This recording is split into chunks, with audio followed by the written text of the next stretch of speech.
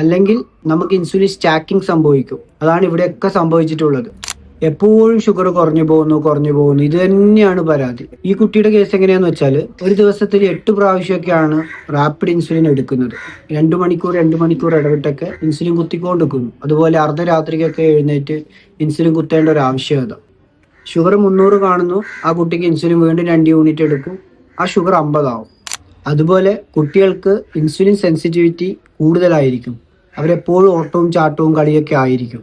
അങ്ങനെയുള്ള കുട്ടികൾക്ക് നിങ്ങളിങ്ങനെ ടൈം ഗ്യാപ്പ് ഫോളോ ചെയ്യാതെ ഇൻസുലിൻ വെച്ച് കഴിഞ്ഞാൽ ഉറപ്പായും ലോ വരും. നിങ്ങളിവിടെ ശ്രദ്ധിക്കേണ്ട കാര്യം, ഇൻസുലിൻ നിങ്ങളൊരു ടൈം ഗ്യാപ്പ് മിനിമം കൊടുക്കണം.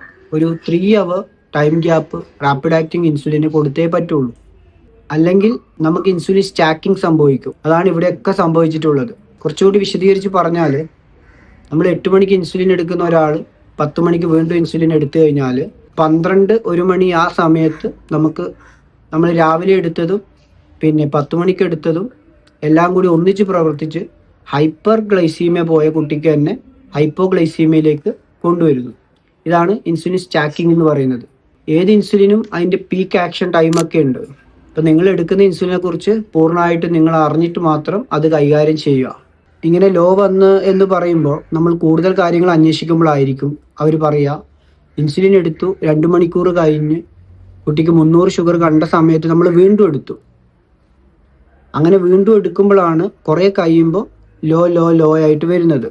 പെട്ടെന്ന് കേൾക്കുമ്പോൾ നമ്മൾ വിചാരിക്കും ഈ കുട്ടിക്ക് ഇൻസുലിൻ എടുത്ത് ലോ വരുന്നതാണ്. ഈ ലോ വരുന്ന കുട്ടികൾക്ക് തന്നെ ഷുഗർ ഹൈ വരുന്നുണ്ട്. അപ്പം നിങ്ങൾ ആ ടൈം ഗ്യാപ്പ് എന്തായാലും ഫോളോ ചെയ്യുക. ഇത്തരം ഇൻഫർമേറ്റീവ് വീഡിയോസിനായി ഈ പേജ് ഉടൻ തന്നെ ഫോളോ ചെയ്യുക.